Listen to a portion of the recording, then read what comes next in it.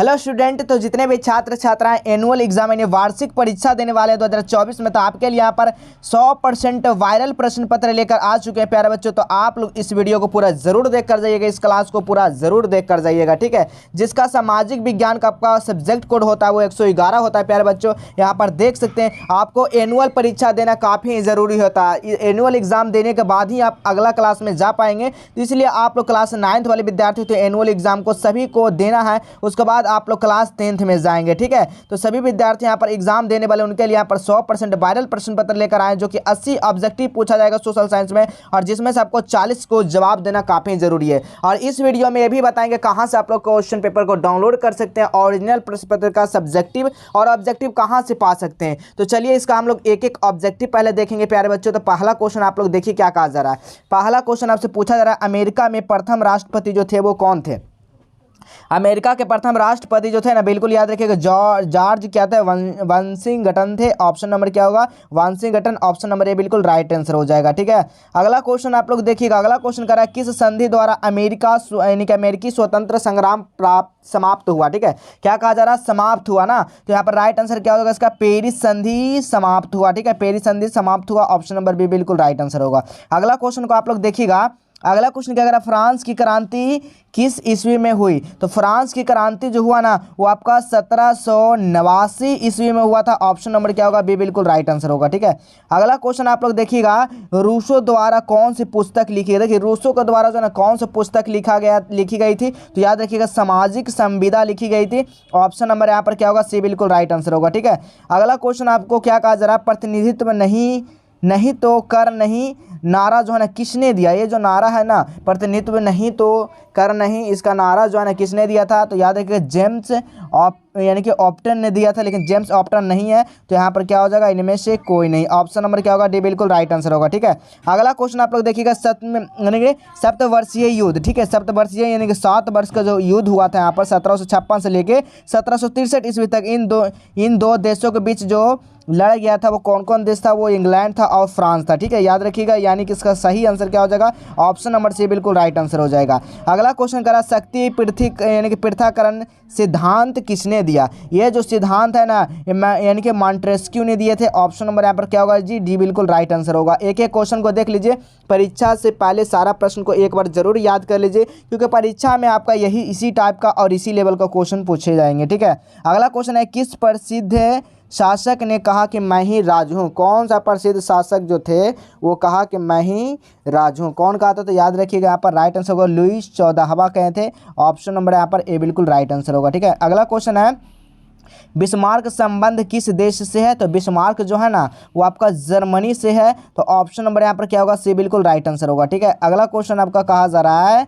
किस अमेरिका बंदरगाह पर जापान द्वारा हमला किया गया। देखिए बंदरगाह मतलब क्या होता है, एक आप लोग देखते होंगे रेलवे स्टेशन का भी क्या होता है, रेल का भी एक स्टेशन जहाँ आप लोग जहाँ पर यात्री लोग क्या करते हैं, ट्रेन पर चढ़ने के लिए वहाँ पर जाते हैं, ठीक है। तो उसी तरह बंदरगाह में क्या होता है, नाव जहाँ पर रुकता है बहुत सारा नाव, वहाँ पर उसी को क्या कहा जाता है, बंदरगाह कहा जाता है, ठीक है। तो वही यहाँ पर बंदरगाह का बात किया जा रहा है। तो ये हमला जो है कि हमला किया गया था, जापान द्वारा हमला जो किया गया था वो आपका पर्ल हार्बर के द्वारा किया गया था। ऑप्शन नंबर ए बिल्कुल राइट आंसर होगा। अगला क्वेश्चन देखिएगा, हिटलर की आत्मकथा का क्या नाम है। हिटलर की जो ना आत्मकथा का जो नाम है ना वो याद कर लीजिए, आपका क्या होगा, मैन कैम्प है, ठीक है। Man camp. ऑप्शन नंबर यहाँ पर क्या होगा, बी बिल्कुल राइट आंसर हो जाएगा, ठीक है। चलिए एक एक क्वेश्चन को देखते चलिए, परीक्षा हॉल में इसी टाइप का क्वेश्चन आपका पूछा जाएगा। अगला क्वेश्चन आपसे पूछा जा रहा है कि टैले कर क्या था। बताइए टैले कर जो ना वो क्या था, तो याद रखिएगा ये एक भूमि कर था। ऑप्शन नंबर यहाँ पर ये बिल्कुल राइट आंसर होगा। अगला क्वेश्चन देख लीजिए। अगला क्वेश्चन क्या कहा जा रहा है, निम्न में से कौन सा उत्पादन का साधन नहीं है। तो उत्पादन का साधन में से कौन सा नहीं है, उपभोग जो है ना आपका उत्पादन का साधन नहीं है। ऑप्शन नंबर डी बिल्कुल राइट आंसर होगा। अगला क्वेश्चन आप लोग देखिएगा, भौतिक पूंजी का गुण है। देखिए भौतिक पूंजी का जो गुण होता है ना वो आपका मूर्त होता है, ठीक है। क्या होता है, मूर्त। ऑप्शन नंबर बी बिल्कुल राइट आंसर होगा। अगला क्वेश्चन क्या कहा जा रहा है, निम्न में से कौन सा मानवीय पूंजी नहीं। देखिए मानवीय पूंजी कौन सा नहीं, अकुशलता क्या है, मानवीय पूंजी नहीं है। ऑप्शन नंबर यहाँ पर सी बिल्कुल राइट आंसर हो जाएगा। अगला क्वेश्चन आपको कहा जा रहा है, निम्न में से कौन भारत की आर्थिक समस्या नहीं है? देखिए भारत का आर्थिक समस्या कौन सा नहीं है, तो आर्थिक विषमताएं, औद्योगिक विकास या गरीबी या इनमें से सभी। तो क्या हो जाएगा इसका right answer option number D हो जाएगा, इनमें से सभी। ठीक है, अगला क्वेश्चन क्या कहा जा रहा है, झारखंड राज्य का गठन कब हुआ था? आपसे पूछा जा रहा है पर झारखंड जो राज्य है ना उसका गठन हुआ था वो कब हुआ था बाबू? तो याद रखिएगा 15 नवंबर 2000 ईस्वी में इसका गठन हुआ था, किसका? झारखंड का। ठीक है, अगला क्वेश्चन है राष्ट्रीय ग्रामीण रोजगार गारंटी अधिनियम नरेगा, नरेगा में जो है ना कितना दिन का रोजगार होता है? तो 100 दिन का होता है, सभी को पता होगा कितना दिन का होता है जी, 100 दिन का होता है। लेकिन ये लागू हुआ था कब हुआ था? 2005 ईस्वी में लागू हुआ था। ठीक है, ऑप्शन नंबर क्या हो जाएगा यहाँ पर? ए बिल्कुल राइट आंसर हो जाएगा। अगला क्वेश्चन है बिहार में पाई जाने वाली बेरोजगारी क्या है? तो बिहार में पाए जाने वाले बेरोजगारी इसमें से कौन सा है? तो बिल्कुल याद रखिएगा इसका राइट आंसर क्या होगा? घर्षणात्मक हो जाएगा, चक्रीय हो जाएगा, यानी कि प्रच्छन्न हो जाएगा, यानी ऑप्शन नंबर क्या होगा यहाँ पर? डी बिल्कुल राइट आंसर होगा।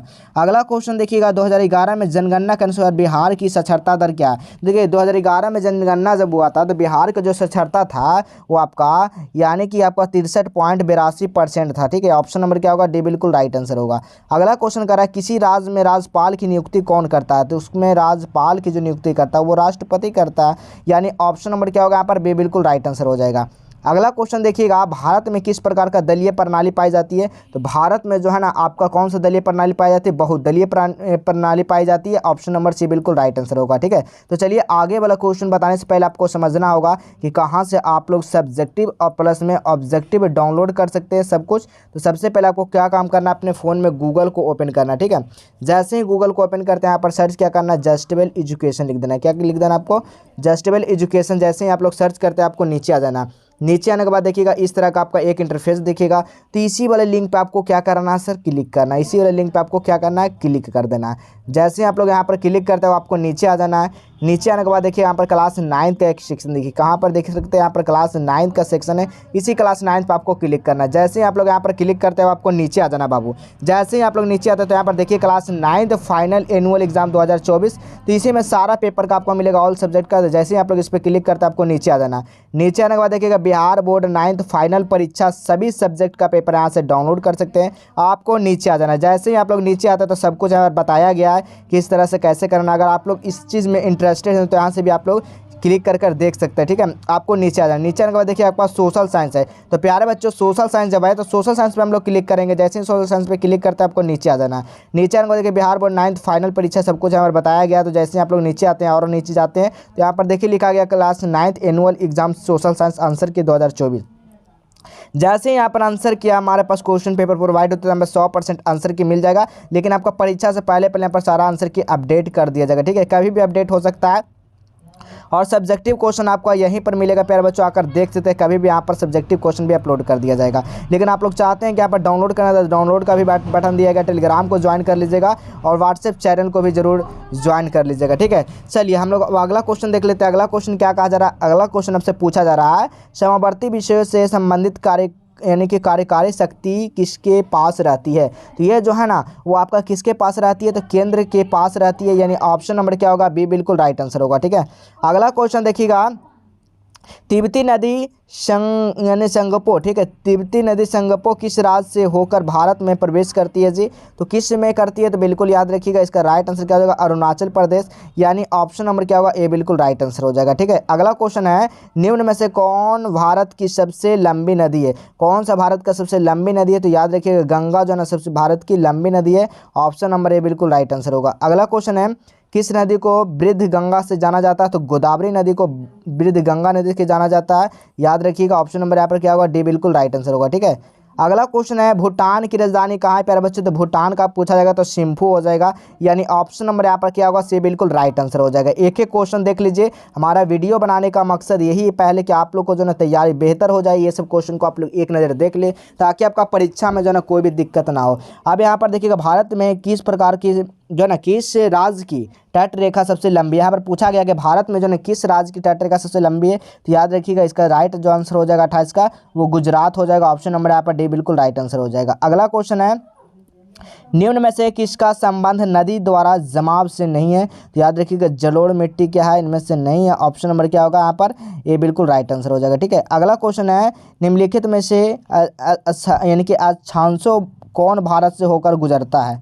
कौन भारत से होकर गुजरता है? तो याद रखिएगा कर्क रेखा भारत से होकर गुजरता है। ऑप्शन नंबर डी बिल्कुल राइट आंसर हो जाएगा। ठीक है, चलिए अगला क्वेश्चन देखिएगा। अगला क्वेश्चन क्या कहा जा रहा है, लोकसभा कार्यकाल कितने वर्ष का होता है? तो लोकसभा कार्यकाल जो है ना आपका 5 वर्ष का होता है। ऑप्शन नंबर यहाँ पर सी बिल्कुल राइट आंसर हो जाएगा। ठीक है, अगला क्वेश्चन देखिएगा, प्रथम विश्व युद्ध आरंभ कब हुआ? तो सभी को पता होगा 1914 से आपका आरंभ हुआ था प्यारे बच्चों, इस चीज़ को याद रखिएगा। ऑप्शन नंबर बी बिल्कुल राइट आंसर होगा। अगला क्वेश्चन देखिएगा, विश्व में सर्वाधिक वर्षा कहाँ होती है? तो मानसिन राम में होता है। ऑप्शन नंबर यहाँ पर डी बिल्कुल राइट आंसर हो जाएगा जी। अगला क्वेश्चन है, भारत एवं चीन, ठीक है, भारत एवं चीन के बीच की सीमा रेखा का क्या नाम है? तो क्या नाम है इस चीन का? भारत और तो मैकमोहन रेखा नाम है। ठीक है, क्या है? McMahon Rekha. Option number A बिल्कुल राइट आंसर होगा। अगला क्वेश्चन देखिएगा, भारत में वन्य जीव संरक्षण अधिनियम कब लागू किया गया था बाबू? तो यहाँ पर याद रखिएगा 1972 ईस्वी में लागू किया गया था। ऑप्शन नंबर यहाँ पर क्या होगा? ए बिल्कुल राइट आंसर होगा। ठीक है, अगला क्वेश्चन देखिए क्या कहा जा रहा है। अगला क्वेश्चन आपको कहा जा रहा है, किन देशों के बीच सिंधु जल समझौता हुआ था? तो याद रखिएगा भारत और पाकिस्तान। ऑप्शन नंबर यहाँ पर क्या होगा? सी बिल्कुल राइट आंसर हो जाएगा। ठीक है, अगला क्वेश्चन है, साहसी का परिश्रमिक कहलाता है। साहसी का परिश्रमिक क्या कहलाता है प्यारे बच्चों? तो साहसी का जो है ना क्या कहलाता है? तो मजदूरी कहलाता है। ऑप्शन नंबर यहाँ पर डी बिल्कुल राइट आंसर होगा। अगला क्वेश्चन देखिएगा, बिहार में जीविका का मुख्य साधन क्या है? तो बिहार में जो आपका जीविका का मुख्य साधन है ना वो कृषि है। ऑप्शन नंबर यहाँ पर सी बिल्कुल राइट आंसर हो जाएगा। अगला क्वेश्चन है, न्यूनतम समर्थन, ठीक है, न्यूनतम समर्थन मूल्य का संबंध किस क्षेत्र से है? तो इस चीज़ को भी याद कर लीजिए, कृषि क्षेत्र से है बाबू। ऑप्शन नंबर यहाँ पर सी बिल्कुल राइट आंसर हो जाएगा। अगला क्वेश्चन है, निम्न में से कौन सा परमाणु ऊर्जा उत्पादन केंद्र है? तो इसमें से कौन सा परमाणु ऊर्जा का केंद्र है? तो कैगा है। ठीक है, ऑप्शन नंबर क्या होगा यहाँ पर? ए बिल्कुल राइट आंसर हो जाएगा। ठीक है, अगला क्वेश्चन आप लोग ये सब क्वेश्चन देखने के लिए आगे जितने भी क्वेश्चन आपको कहाँ पे जाना होगा? तो वेबसाइट यानी गूगल पे सर्च करना होगा जस्टेबल एजुकेशन। ठीक है, क्या सर्च करना होगा? जस्टेबल एजुकेशन आपको सर्च करना होगा। ठीक है, फिर वहाँ से जाके आप क्लास 9th वाले सेक्शन पे जाकर वहाँ से आप लोग देख सकते हैं। ठीक है, तो चलिए इसी तरह फिर हम लोग मिलेंगे अगले नेक्स्ट क्लास में, तब तक के लिए जय हिंद।